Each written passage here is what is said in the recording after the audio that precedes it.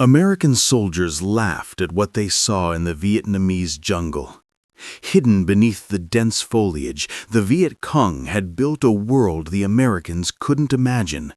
Simple bamboo traps, narrow hidden entrances, and tunnels that seemed almost invisible. To the U.S. military, these were primitive tricks, mere nuisances to their advanced technology. Tanks, helicopters, and heavy artillery had dominated battlefields around the globe. But here, in this unforgiving jungle, none of it seems to work. They thought the tunnels were just holes in the ground, easily bypassed or blown up. They thought their bombs and machine guns would end the threat in a matter of hours. But the reality was far different. American soldiers entered villages confident, armed with night vision scopes and armored vehicles, only to disappear from view in an instant, swallowed by the earth itself. They laughed at bamboo spikes, at trapdoors hidden under leaves, at tunnels that seemed no more than narrow animal burrows, until entire squads vanished, ambushed by enemies who appeared from nowhere, striking with deadly precision. It was as if the jungle itself had turned against them. The Americans had brought cutting-edge warfare technology, tools designed to overwhelm any enemy, but they were helpless against the network of tunnels that turned their strength into weakness. Every bomb dropped, every patrol sent into the forest revealed only more tunnels, more hidden entrances, more unseen enemies. The more they tried to rely on advanced equipment, the more they realized they were fighting against ingenuity, not raw power fire. To understand how a simple underground network could render America's most advanced war machines almost useless, we have to go back to the early days of the Vietnam War. It wasn't luck, and it wasn't chaos. It was strategy, ingenuity, and determination that allowed a lightly armed insurgency to outsmart the most technologically powerful army the world had ever seen. And this story begins not with the Americans, but deep beneath the Vietnamese jungle, in the dark, winding passages of a tunnel system that would change the way wars were fought forever. By the early 1960s, Vietnam was already a land of contradictions and complexities that confounded foreign powers. The country had been scarred by decades of colonial rule, first under the French and later under Japanese occupation during World War II. When the French withdrew after the First Indochina War, the country was divided into North and South, with an uneasy truce that would last only a few years. In the South, a government backed by the United States struggled to maintain control over cities and villages, while the North, under Ho Chi Minh and the Viet Minh leadership, prepared for the next phase of the conflict. The American military, confident in its technological superiority, assumed that the Vietnam War would be swift and decisive. Their arsenal was unmatched: jet aircraft capable of carpet bombing, helicopters that could insert troops behind enemy lines, armored personnel carriers, and artillery designed to obliterate entrenched positions. In their minds, the jungle was just another obstacle, a backdrop against which superior firepower would win the day. Yet they underestimated one of the most significant factors in this war: the terrain itself, and the ingenuity of a population that knew it intimately. Vietnam is not a uniform battlefield. Its landscape ranges from dense, almost impenetrable tropical forests to steep mountains and winding rivers. Villages are scattered, and paths are narrow, often hidden beneath canopies of thick foliage. The jungles, while lush and vibrant, create perfect cover for ambushes, traps, and concealment. For the Viet Cong, the jungle was not merely a setting for warfare. It was a defensive ally, an extension of their strategy. Every tree, every bush, every bend in a river could conceal deadly surprises. The Americans had precision bombs and high-tech surveillance, but the jungle absorbed, deflected, and neutralized their advantages. The Viet Cong, aware of the technological disparity, focused on asymmetrical warfare. They relied on knowledge, patience, and adaptability. Instead of engaging in head-on confrontations, they developed tactics designed to negate the American strengths. Booby traps, ambushes, and hit-and-run attacks became their staples. But above all, the most revolutionary aspect of their strategy was the construction of underground tunnel networks. These tunnels were not mere hiding spots. They were multifunctional fortresses, storage facilities, command centers, hospitals, and living quarters all in one. The tunnels allowed the Viet Cong to move undetected, store supplies safely, and strike at will before disappearing back into the earth. In the Mekong Delta, the Cu Chi region, and other strategic areas, tunnel systems stretched for miles. They were often built just large enough for a person to crawl through, sometimes with narrow chambers and multiple exits designed to confuse and trap intruders.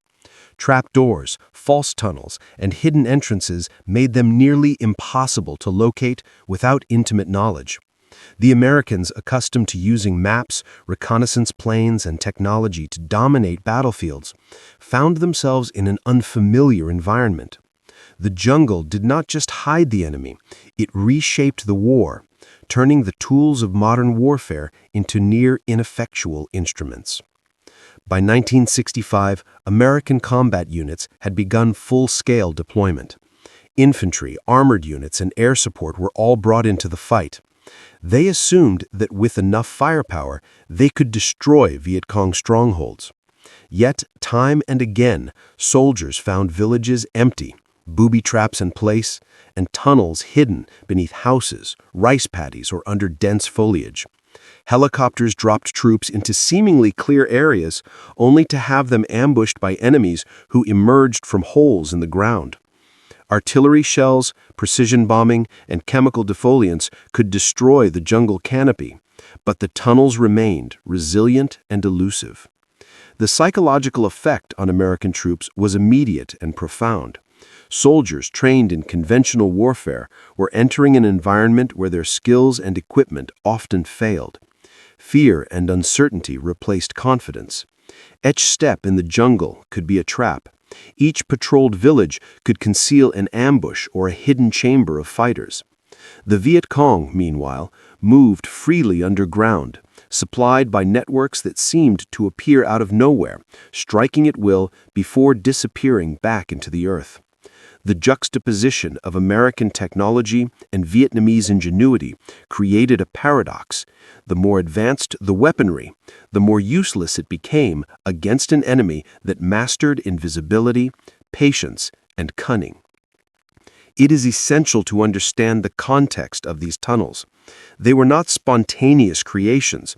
They were the culmination of years of experience, necessity, and adaptation.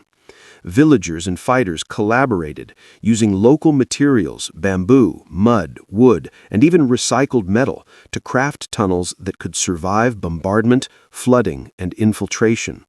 Some chambers were sophisticated enough to include kitchens, medical facilities, and command posts. Ingenious traps, spikes, and hidden passages were embedded throughout. American forces would encounter bamboo punji sticks, tripwires, hidden pits, and chambers rigged to collapse, often with devastating effect. By studying these tunnels, one begins to understand the strategic brilliance of the Viet Cong. They had recognized a fundamental truth: firepower alone does not guarantee victory, particularly in a terrain they knew intimately. The tunnels allowed them to offset the overwhelming numerical and technological superiority of the American military. Through these underground networks, they could orchestrate surprise attacks, protect their leadership and supplies, and maintain morale despite the relentless bombardment above ground. The United States, confident in modern warfare tactics, had to confront a reality few military strategists had anticipated.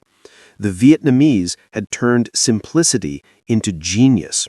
The jungle and the tunnels became an extension of the Viet Cong's tactical mind, a living, breathing system that rendered armored vehicles, aerial surveillance, and artillery less effective than intended. And as the war escalated, the Americans would learn, often the hard way, that conventional technology could be neutralized not through better weapons, but through understanding the enemy's environment, adapting to their strategies, and facing ingenuity that had been honed over decades of struggle. This backdrop sets the stage for the story of how the tunnels rendered America's advanced technology nearly useless. To fully grasp the magnitude of this challenge, we must now follow the development of the tunnels themselves, their construction, the tactics employed by the Viet Cong, and the first encounters between American forces and the invisible enemy lurking beneath the jungle floor. The story of the Vietnamese tunnels begins not with American helicopters nor with armored vehicles, but with the ingenuity and determination of the Viet Cong. These were not mere holes in the ground. They were a sophisticated underground network designed to level the playing field against an opponent whose technology and firepower were unmatched. From the beginning, the tunnels were a response to necessity, born out of the realities of asymmetrical warfare in a terrain that seemed to favor anyone who knew it intimately. The initial designs of the tunnels were deceptively simple. Bamboo, mud, and wood formed the structure, yet the placement and configuration were deliberate. Some tunnels were barely wide enough for a single man to crawl through, while others expanded into chambers capable of housing dozens of soldiers. The Viet Cong engineers, often villagers themselves, understood the principles of camouflage, ventilation, and structural integrity. These tunnels were dug meticulously, sometimes over months, ensuring that entrances were hidden beneath floors, ponds, or dense foliage, while multiple escape routes provided tactical flexibility. Every aspect of the tunnels was adapted to counter American technology. Artillery barrages and bombing campaigns could level houses above ground, but the tunnels, reinforced with bamboo lattices and packed earth, remained largely intact. Chemical agents, such as defoliants, intended to expose enemy positions, could clear the jungle canopy, but the tunnels themselves were hidden beneath the earth. These underground networks turned the jungle into an invisible fortress where the Americans' superior firepower often counted for little. The Viet Cong also integrated a range of traps and defensive measures within the tunnels. Punji sticks, spikes hidden in pits, and bamboo-triggered tripwires made any American incursion hazardous. False entrances and dead-end passages confused soldiers, making the tunnel system seem even more extensive than it already was. The tunnels were also cleverly ventilated to allow for extended occupation without detection. Some included kitchens, storage rooms for food and ammunition, command posts, and even field hospitals. A single tunnel complex could serve as a small, self-contained village underground, complete with the means to live, fight, and survive in secrecy. As American troops began encountering these tunnels, their reaction was often disbelief. Soldiers, trained in conventional warfare, could not comprehend the ingenuity behind such simple construction. They were accustomed to fighting enemies in open fields, where tanks, helicopters, and artillery could dominate. Here, in the jungle, they were faced with an invisible adversary who could appear anywhere and nowhere at once. Patrols sent to scout villages found tunnels that seemed to go on forever, snaking under homes, rice paddies, and forests. Entire squads could disappear in seconds, only to reappear from another hidden exit, having taken the Americans by surprise. The Americans responded with technological solutions. Tunnel rats, specialized soldiers trained to enter and clear the tunnels, were introduced. They carried pistols, flashlights, and small tools, entering confined spaces with extreme risk. Explosives were used to collapse tunnels, yet the Viet Cong often constructed secondary passages or reinforced chambers to survive such attacks. The U.S. Army also experimented with chemical gases, flamethrowers, and specialized equipment to detect tunnels. Despite these measures, the tunnels continued to function as highly effective defensive and offensive systems. Every engagement became a lesson in frustration, as technology that had dominated battlefields elsewhere proved inadequate against a simple network of earth and ingenuity. The psychological impact on American troops cannot be overstated. Entering a tunnel meant stepping into an environment where every sound could signal danger, every corner could conceal a trap, and every shadow could hide an enemy. Soldiers experienced claustrophobia, fear, and anxiety as they navigated narrow passages, often under the threat of booby traps or sudden ambushes. The tunnels turned the hunters into the hunted, inverting conventional battlefield expectations. Meanwhile, the Viet Cong moved freely, supplied via a network that connected villages, forests, and strategic positions underground. Their movements were invisible, their strategy flexible, and their knowledge of the terrain absolute. The construction of tunnels was not uniform. It reflected local conditions, strategic necessity, and the ingenuity of the builders. In some regions, the tunnels were shallow, following natural contours to allow quick access. In others, particularly in areas prone to flooding or bombardment, they were deep, reinforced with timber and bamboo, sometimes with multiple levels. Ventilation shafts were cleverly disguised as wells or inconspicuous openings in the forest. Booby traps were integrated seamlessly, activated by tripwires, pressure plates, or hidden spikes. In some cases, decoy tunnels were constructed to lure American soldiers into fatal ambushes. Each tunnel was both a defensive mechanism and a trap, blending survival and combat strategy into a single system. American intelligence struggled to understand the scale and purpose of these tunnels. Reconnaissance planes, aerial photography, and electronic surveillance yielded minimal results.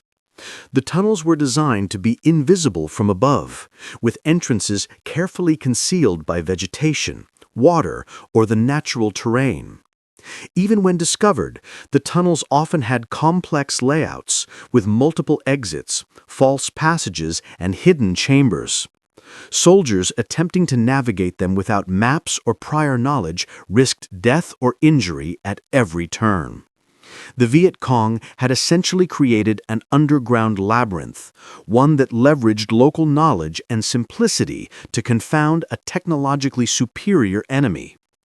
The tunnels were also logistical marvels.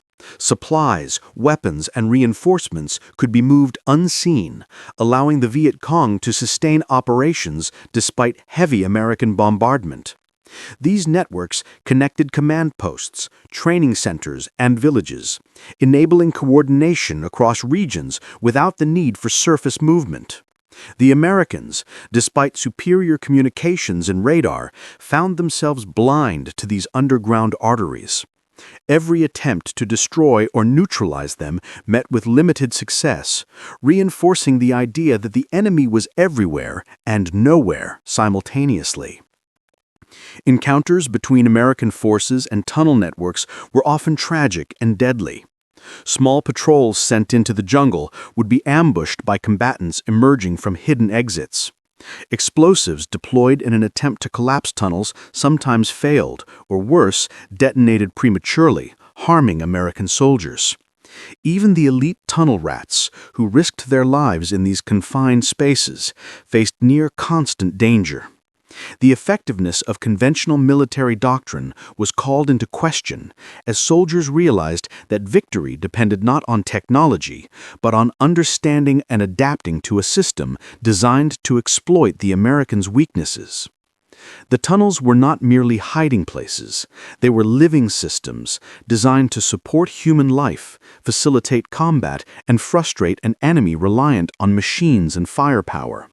They were proof that intelligence, planning, and adaptability could neutralize technological superiority, reshaping the battlefield and challenging assumptions about what constitutes power in war. The American military faced an unprecedented challenge.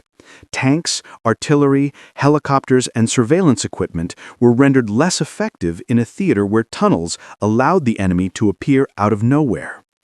Every engagement revealed that the conventional approach could be countered by unconventional methods.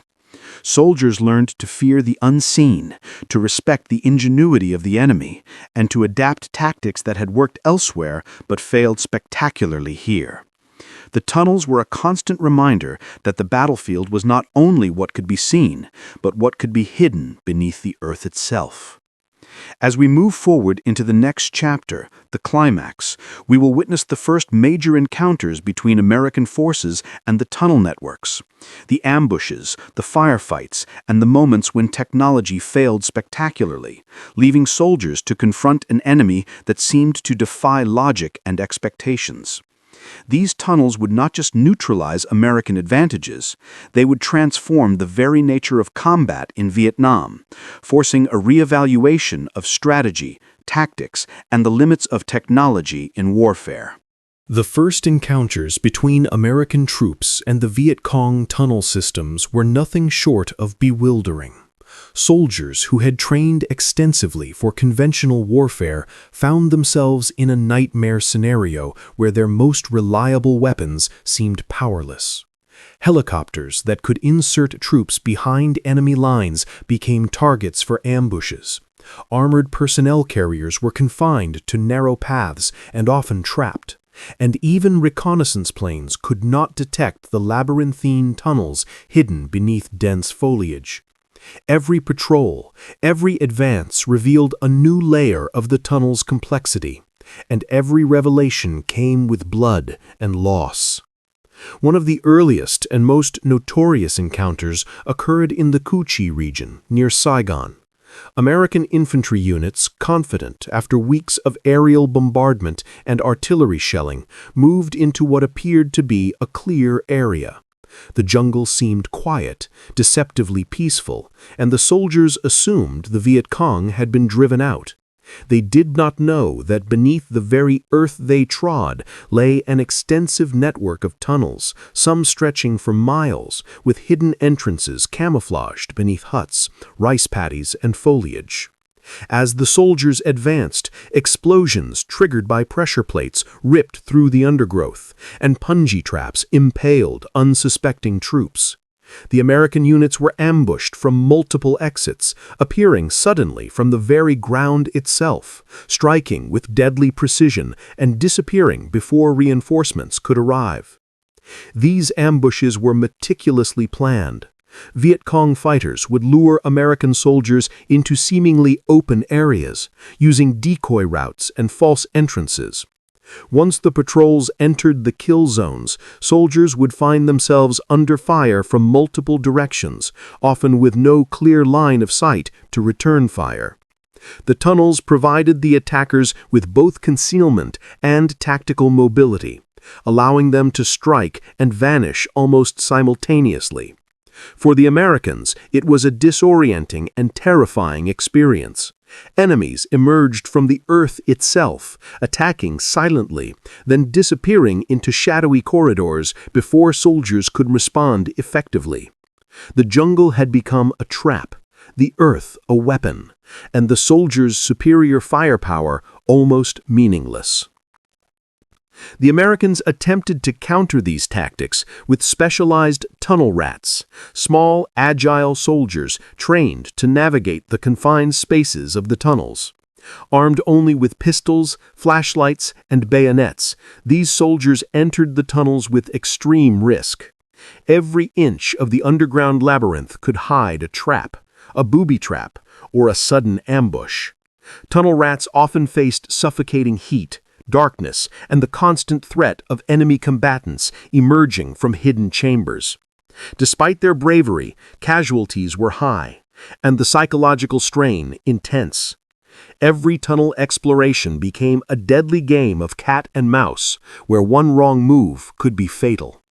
The Viet Cong, in contrast, moved with confidence, using the tunnels not just for defense, but for logistics, communication, and surprise attacks. In one particularly devastating operation, an American unit attempted to clear a tunnel system that had been used to store weapons and ammunition. The soldiers used explosives in a bid to collapse the tunnels and destroy their contents. Initially, it seemed successful. The earth trembled and dust rose into the air. But as the smoke cleared, it became apparent that the tunnels had been reinforced. Hidden chambers had survived, and survivors emerged to counterattack. American soldiers, expecting a decisive victory, found themselves caught in a firefight from which escape was difficult. The tunnels had turned the element of surprise in favor of the Viet Cong, and advanced technology, artillery, grenades, even flamethrowers could not guarantee safety. The psychological impact on the American troops during these encounters cannot be overstated. Soldiers trained to rely on superior firepower were forced to confront the limits of technology in a highly adaptable and deceptive environment. The tunnels instilled fear, confusion, and frustration. Each mission into the jungle was a test of nerves as much as skill. The enemy was everywhere and nowhere, emerging from holes in the ground, striking with precision, then disappearing without a trace. Conventional tactics failed repeatedly. Even intelligence and reconnaissance missions offered limited insight. The tunnel's entrances were so well camouflaged that aerial surveys and patrol reports frequently missed them entirely. The Viet Cong's tactical use of the tunnels extended beyond ambushes. They enabled coordinated attacks on American supply lines, allowing fighters to strike, sabotage, and retreat without exposing themselves to counterattacks. Ammunition, food, medical supplies, and even leadership could be moved underground safely, connecting villages and outposts in a vast, invisible network. The tunnels allowed the Viet Cong to maintain strategic momentum despite relentless bombardment, proving that technology alone could not dictate the pace or outcome of the conflict. American forces, despite having tanks, helicopters, and advanced weapons, found themselves reacting to the enemy's moves rather than controlling the battlefield. In one illustrative engagement, American troops encountered a tunnel complex that had multiple levels and numerous hidden chambers. As they moved through the area, they were ambushed from concealed exits. Explosions from booby traps threw soldiers off balance, and punji stakes caused severe injuries. Soldiers attempting to retreat were met with additional fire from other hidden openings. The tunnels functioned as a defensive maze, with each chamber and passage designed to confuse, trap, or isolate American soldiers. This particular encounter left several units decimated, forcing commanders to reassess their approach to tunnel warfare. The failure of conventional American technology in these battles highlighted a fundamental flaw in traditional military doctrine when applied to asymmetrical environments. Helicopters, while highly effective in open terrain, were vulnerable when operating over tunnel-laden jungles. Troops inserted by air often found themselves disoriented and under immediate threat from ambushes below. Tanks could navigate roads, but were ineffective against hidden punji traps or booby-trapped narrow jungle paths. Artillery and aerial bombardment could destroy surface structures, but rarely reached the tunnel's interior chambers. Each engagement reinforced the lesson that ingenuity, stealth, and terrain mastery could neutralize even the most advanced war machines. The American response evolved slowly. Engineers and commanders devised new techniques, more extensive use of ground reconnaissance, chemical agents to flush out enemy fighters, specialized demolition teams, and intensified intelligence gathering. However, the Viet Cong adapted in turn. New tunnel entrances were built, booby traps were updated, and the networks expanded. The battle became a continuous cycle of adaptation, with the tunnels serving as both shield and weapon. American soldiers entered one complex only to find that the Viet Cong had already abandoned it, leaving behind traps to slow pursuit. The tunnels were living structures, constantly modified to maintain an advantage. The human cost of these encounters was staggering. Entire patrols could be wiped out by a single misstep, and the fear of the unknown loomed large over every mission. Soldiers described the sensation of walking above the enemy, unaware of the labyrinth beneath their feet. The tunnels instilled a form of psychological warfare, where the invisible presence of the Viet Cong was as formidable as any visible threat. Casualties mounted not just from direct combat, but from the stress, claustrophobia, and uncertainty imposed by these hidden networks. Veterans would later recount how the tunnels represented an omnipresent menace, shaping every decision and movement in the jungle. By 1966, it became clear that the tunnel networks were not merely tactical assets, they were strategic game-changers. The Americans, despite superior training, technology, and firepower, found themselves challenged in ways no previous enemy had managed. Entire military operations were reshaped around the need to locate, neutralize, or bypass tunnel systems. Special units were formed, tactics adapted, and yet the Viet Cong continued to exploit their underground advantage. The tunnels allowed for mobility, concealment, and surprise attacks that continually undermined the conventional superiority of American forces. The climax of this struggle is exemplified in several large-scale engagements where American troops, equipped with armored vehicles and heavy artillery, faced the full extent of the tunnel system. In one notable operation, a U.S. battalion entered a seemingly secure village only to be ambushed from multiple tunnel exits. Soldiers found themselves trapped in crossfires emerging from the ground itself. Artillery strikes on known tunnel locations often failed to collapse the reinforced chambers, leaving the Viet Cong able to counterattack with devastating effect. Helicopters dropping troops into jungle clearings were met with concealed fire from hidden openings, and every advance above ground risked triggering traps carefully set by unseen adversaries. These battles demonstrated a terrifying reality. The tunnels had rendered America's most advanced technology nearly useless. Helicopters, tanks, and high-powered rifles were formidable on conventional battlefields. But here, the Earth itself became an ally to the Viet Cong. Ambushes could be orchestrated without exposure. Attacks could be launched with precision and retreat executed without detection. The technological edge of the American military was neutralized, replaced by the raw ingenuity, local knowledge, and relentless adaptability of their underground enemy. Even when Americans attempted direct destruction, the Viet Cong's preparations often rendered efforts futile. Reinforced tunnels, multiple exits, and decoy systems ensured that operations rarely achieved total success. Soldiers described entering collapsed areas only to find secondary tunnels leading away, allowing fighters to survive and regroup.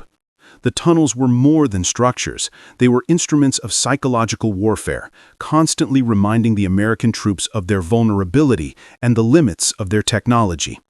In retrospect, the climax of this conflict reveals the profound disparity between technological superiority and environmental mastery. The Americans had brought the best weapons, training, and strategy the world had ever seen. Yet they were continuously thwarted by a network of underground passages crafted from bamboo, mud, and sheer ingenuity. The tunnels did not just protect the Viet Cong, they amplified their ability to strike, deceive, and survive, often in defiance of what conventional military wisdom would have predicted. The final moments of each engagement underscore a recurring theme. Conventional superiority does not guarantee victory in unconventional warfare. American soldiers, despite courage and training, faced an invisible enemy who had transformed the jungle into a labyrinth of control and chaos. Every firefight, ambush, and reconnaissance mission confirmed a stark truth. The tunnels were not merely hiding places. They were decisive factors in the outcome of engagements, rendering advanced technology nearly powerless and redefining the nature of combat in Vietnam. As the smoke cleared from these encounters, commanders and soldiers alike recognized a harsh lesson. The tunnels had not only neutralized firepower, they had reshaped the battlefield itself. The Viet Cong's underground networks allowed them to fight, move, and survive in a way that technology could not match. This was the turning point. the climax where the ingenuity of the Vietnamese tunnel system directly challenged and defeated the most advanced war machinery the Americans had brought to Southeast Asia. The aftermath of America's encounters with the Vietnamese tunnel networks was as profound as it was sobering. What had begun as a tactical nuisance had evolved into a strategic nightmare, forcing the United States military to reconsider the very nature of warfare in Vietnam. Soldiers returned from the jungle not only physically exhausted, but psychologically shaken. They had faced an enemy that could strike from below the ground itself, using ingenuity, patience, and terrain knowledge to outmatch the most advanced technology the world had ever seen. The tunnels left a lasting impression, a constant reminder that the familiar rules of conventional warfare no longer applied. Casualty reports highlighted the human cost. Units that had been ambushed in and around tunnel complexes suffered significant losses, both in killed and wounded. Soldiers often described their experiences with a mixture of awe and terror, recounting the fear of moving above ground while knowing that enemies were lurking unseen beneath their feet. Even small skirmishes could result in disproportionate casualties when tunnels were involved, and many soldiers never fully recovered from the psychological toll.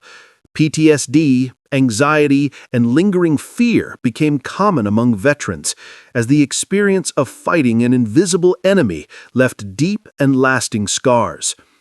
On a tactical level, the tunnel networks forced American commanders to reevaluate their approach to the war. Standard doctrines based on firepower, air superiority, and rapid troop deployment proved insufficient. The U.S. Army had to innovate in real time, forming specialized units such as tunnel rats, deploying engineers to collapse or navigate tunnels, and experimenting with chemical and explosive devices intended to neutralize the underground threat. Yet, no single solution fully succeeded.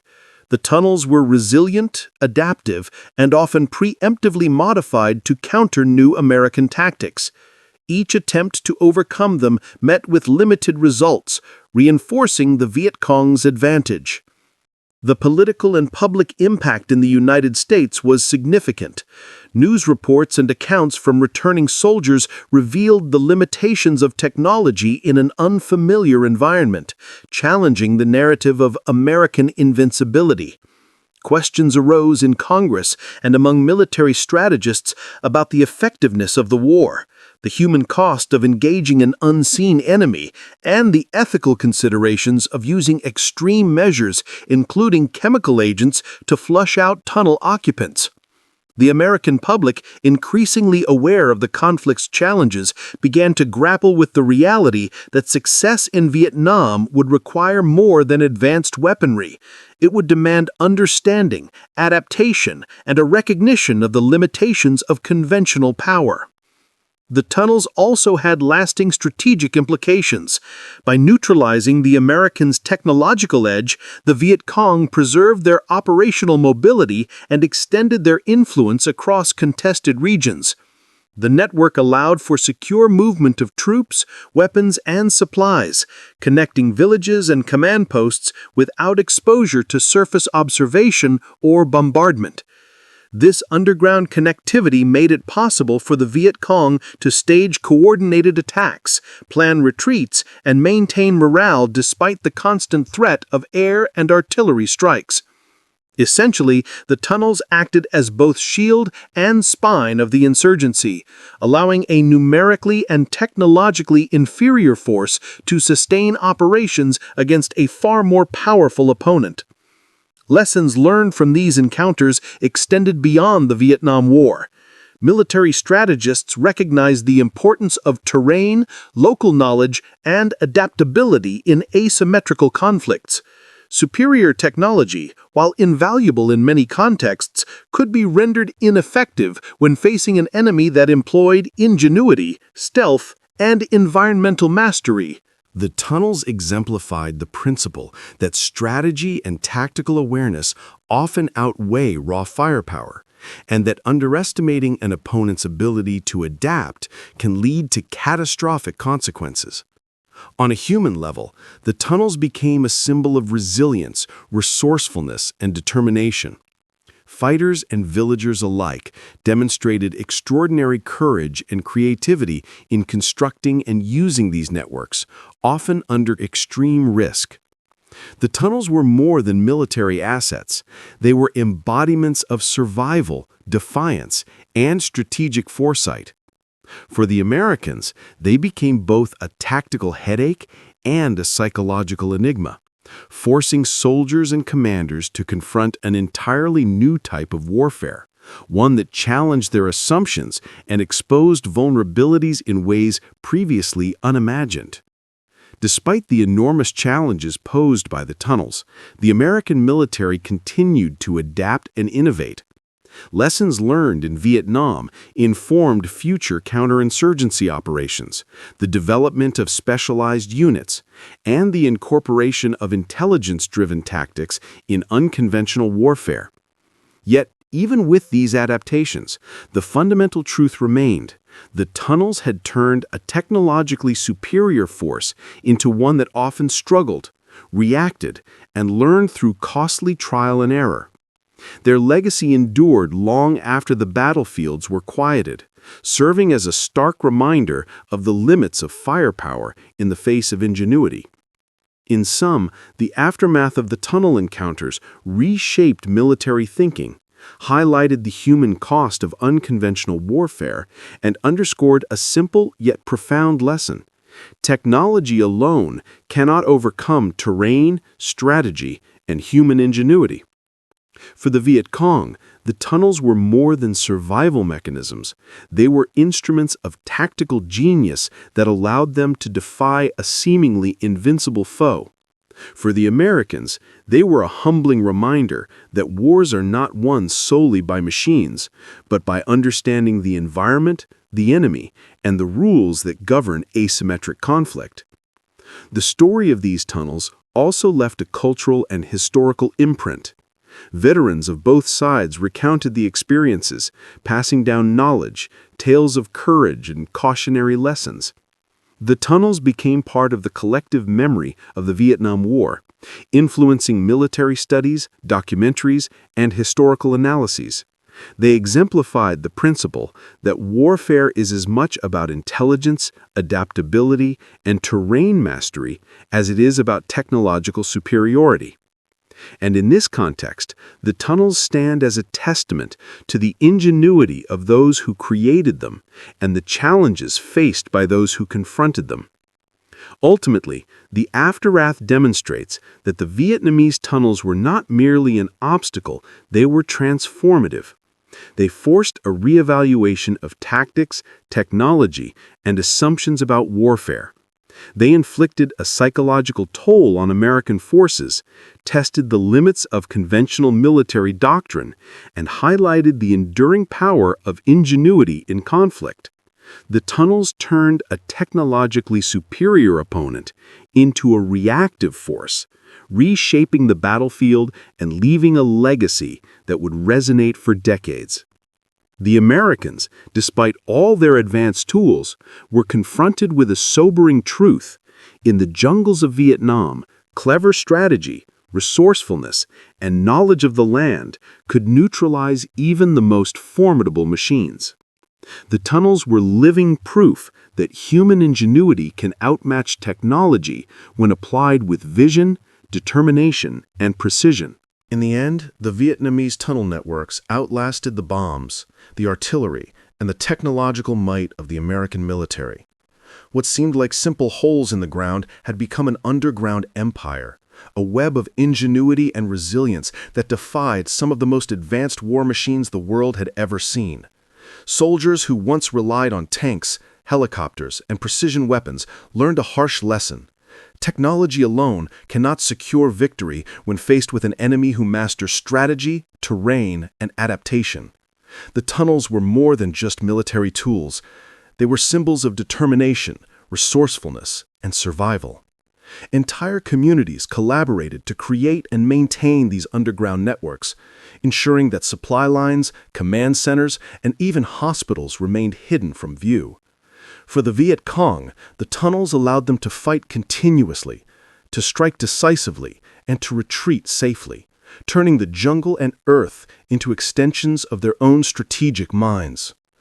Every battle fought above ground was only part of the war. The true conflict often took place in the shadows beneath, where ingenuity and patience outweighed firepower. For the Americans, the experience was humbling.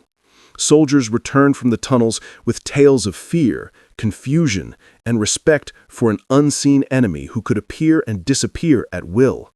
Military planners were forced to reconsider doctrine, adapt tactics, and acknowledge the limitations of even the most advanced technology. The tunnels demonstrated that understanding the terrain and anticipating the enemy's creativity were as critical to success as any weapon system. The psychological impact was profound, shaping both training and strategic thinking for years to come. These tunnels also left a lasting historical and cultural imprint. They have been preserved in parts of Vietnam as museums and historical sites, allowing future generations to witness firsthand the ingenuity that played a pivotal role in the conflict. The stories of soldiers, both Vietnamese and American, continue to serve as lessons in adaptability, courage, and the enduring importance of strategy over raw power. The tunnels are a reminder that war is not won solely by machines or firepower, but by understanding the environment, exploiting advantages, and leveraging human creativity to overcome challenges. In the broader context, the lessons of the tunnels resonate far beyond Vietnam. Modern military forces studying asymmetrical warfare recognize that high-tech superiority can be neutralized by an opponent who combines local knowledge, patience, and innovation. The tunnels of Vietnam serve as a case study in resilience and tactical brilliance, demonstrating that an underestimated enemy can turn simplicity into an effective and devastating force. They stand as enduring evidence that no matter how advanced technology becomes, human ingenuity remains a decisive factor in conflict. As the dust settled over the jungles and the echo of battles faded, the Vietnamese tunnels remained, a hidden legacy beneath the earth, a testament to strategic brilliance and determination. They remind us that wars are often fought not only in the open, but in the unseen, where the stakes are high and the rules of conventional combat no longer apply. In the end, the tunnels outlasted the bombs, confounded the machines, and changed the very way America approached warfare in the jungles of Southeast Asia. Next, we will explore how guerrilla tactics and unconventional warfare evolved in other conflicts around the world, where local knowledge and ingenuity continued to challenge even the most technologically advanced armies. The story of the tunnels is just one chapter in a larger tale of adaptability, resilience, and the enduring power of human strategy over mere machinery.